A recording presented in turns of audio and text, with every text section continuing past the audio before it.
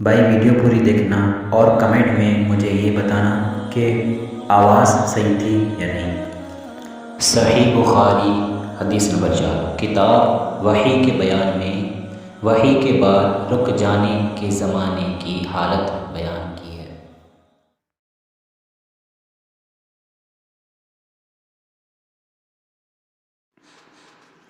آپ صلی اللہ علیہ وسلم نے وحی کے رک جانے زمانے کی حالات بیان کہا کہ ایک روز میں چلا جا رہا تھا کہ اچانک میں آسمان کی طرف ایک آواز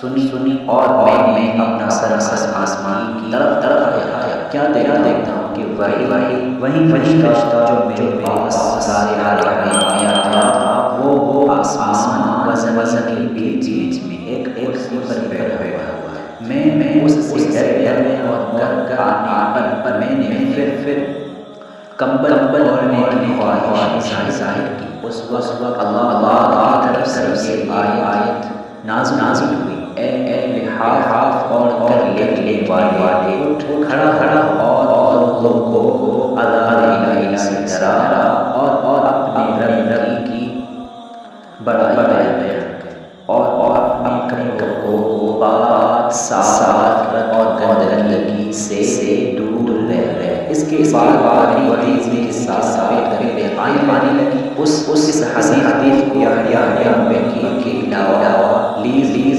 سعد سے اور